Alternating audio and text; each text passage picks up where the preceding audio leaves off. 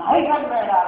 पण या महाराष्ट्राची मुलं जर स्फूर्ती मिळेल ती उमरावी लागतील त्याचा सुगंध जर संपूर्ण भारतभर बघेल किंबहुना आज असं म्हणायचं असं म्हणतोय की भारतभर पसरणार हा सुगंध जर भारताच्या बाहेर जाईल अमेरिकेसारख्या एका सेंटरमध्ये महाराष्ट्राची मुलं अशी फुरायला लागतील उमरायला लागतील आणि त्या दिवशी यशोदाचं ध्येय यशोदाने केलेली खटपट यशोदाने केलेली मेहनत की त्या दिवशी फळद्रूप झालेली दिसेल आणि त्या दिवशी खऱ्या अर्थानं अब्दुल कलामाचं स्वप्न पूर्ण केल्याचं सद्भाग्य आम्हाला लागेल. नुसतं यशोदाचं प्रशिक्षण करून आशयासारखं बसून चालणार नाही.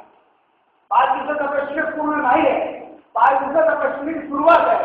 5 दिवसाच्या प्रशिक्षणानंतर 307 दिवस आपल्याला मुख्याध्यापकाचा उभा राहील. रविवारचा दिवस सुद्धा शाळेमध्ये उभा राहणारा मुख्याध्यापकाचा उभा राहील. त्यावेळेस खऱ्या अर्थाने यशोदाचं स्वप्न पूर्ण झालं असेल आणि त्यावेळेस खऱ्या अर्थानं अब्दुल कलामाचं स्वप्न पाहण्याचं खास त्यांना लागलं असेल आणि ते स्वप्न पाहण्याचं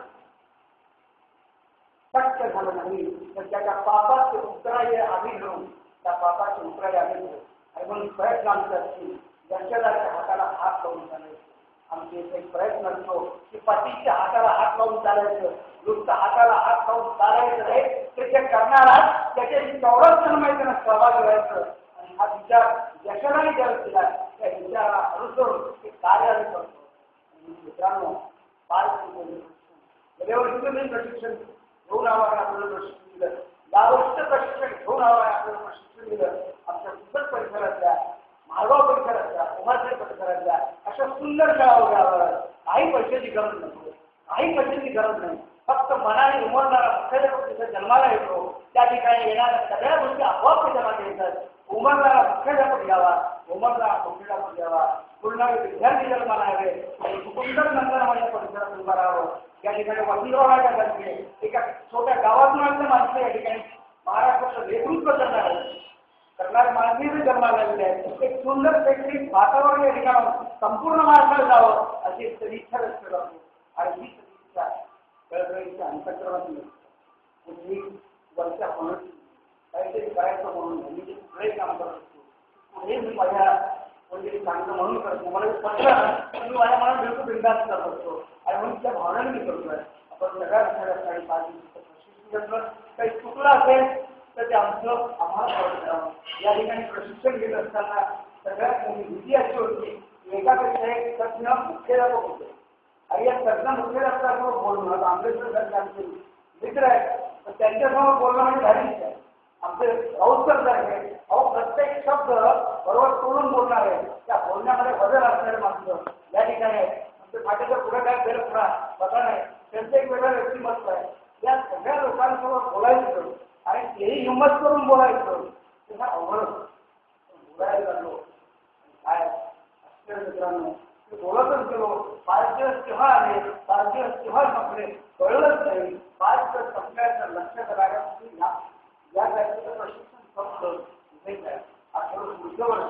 पुढच्या वर्षीच्या प्रशिक्षणात येणाऱ्या विषयासाठी सुद्धा आपल्याला शुभेच्छा. यशोदाच्या प्रत्येक कार्याला आमच्या सगळ्या युथतर्फे शुभेच्छा. मित्रांनो एक चांगलं संस्कृत आपल्या आवडतो. आमच्या संस्कृतमध्ये सुभाषित आहे अन्यक्षेत्रे कृतम पापम अन्यक्षेत्रे कृतम पापम धर्मक्षेत्रे विनश्यति धर्मक्षेत्रे कृतम पापम वज्रलेखे भव. अतिशय सुंदर. अन्य क्षेत्रात केलेलं पाप धर्मक्षेत्रात त्याचा विनाश होतो. धर्मक्षेत्रात उभं राहून केलेलं पाप त्याचा विनाश कुठे आहे पुढेच वज्रलेपासारखे आणि ते कोण यात आम्ही आजच्या शिक्षण क्षेत्राच्या पवित्र कार्यामध्ये उभा आहोत. त्याचं वज्रलेपासारखे केलेलं पाप आमच्या मागची येऊ नये. उद्या आमच्या एखाद्या विद्यार्थ्यांना म्हटले सर तुमच्यामुळे जे असं मला काम करावं लागलं की त्याची म्हणायची वेळ मिळेल. या असा मला विद्यार्थी मिळाला तर आज मी जे आहोत ते तुमच्यामुळेच आहे. या दोन्हीमध्ये आम्ही चांगल्या ठिकाणी आहोत. सदिच्छा माझी शाळा माझी व्यवस्था हे आदर्श हे असेल नसेल राहील नाही परंतु ती शाळा असेल त्या शाळेचं युनिट राहील आणि ती शाळा जेव्हा असेल त्या शाळेमध्ये कुठेतरी कोपऱ्यामध्ये माझा संस्कृताचा सुगंध दरवल्याशिवाय राहणार नाही असं उत्तरच दाखवावा अशी सदिच्छा व्यक्त करतो. आपल्या सगळ्यांमध्ये विचार करून जाणार आहे ते सुद्धा एखाद्याचा विचार आपल्या शाळेत सोडून जातील आणि सोडून गेलेली आईची शिकवणी सरतही नाही पुरतही नाही आणि पुरतही नाही हा शब्द आपल्याकडे नाही मांडला. आईची शिदोरी मुख्य धक्का गुरु महोदयांचा लक्षात ठेवतो मी तो पलीकडे जातोय. गुरु महोदयांचा जो आपला काळीशी उलगडला की ज्या दिवशी एक विद्यार्थी उपाशी शाळेत आला, आई जो उघडले ना बात खरी नाही, बात किल्ल्यावर फिरून नाही, तो दुःख कोणाजवळ सांगणार आहे. तो आला मात्र 3 दिवस झाला तो उपाशी होता. मला मी विचारलं काय तो का नाही येत काय. आमच्या शिक्षकाचे एक नेहमी म्हणणं की सर हा गणित आपल्याला काढून टाक दुसरं काही नाही. त्याला जवळ घेऊन जाऊन हजाराला लागला तर 2 दिवस झाले जेवढून आलो घरी अशा अवस्था कुणाला मला काही म्हणलं की सतत भांडण आहे कोणाजवळ बोलतो मी.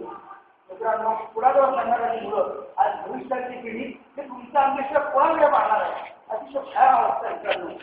भयान अवस्था जर समजू शकलो यशदाचे प्रशिक्षण आमच्या उपयोगाचे आहे आणि त्या उपयोगाच्या प्रशिक्षणाचा आधार आम्हाला तुमचे निश्चित होता येईल. आणि म्हणून चळवळीच्या भावनेनं तुमचे पवारसाहेब बोलले यशदाच्या प्रशिक्षणामध्ये प्रशिक्षणात बोलले म्हणून हे चळवळ आपल्यापर्यंत पोहोचावी म्हणून शेवटचा वेळ कमी असताना सुद्धा आम्हाला सगळं कळते की खूप दिवस झाले आपण 5-5 दिवस बघतात 5-5 दिवस बघतो सोपाने तरी शेवटी मला म्हणायचं होतं की आपल्यासमोर म्हणलंय आपण त्या सगळ्यांचा जाणीवपूर्वक सातत्याने विचार करावा.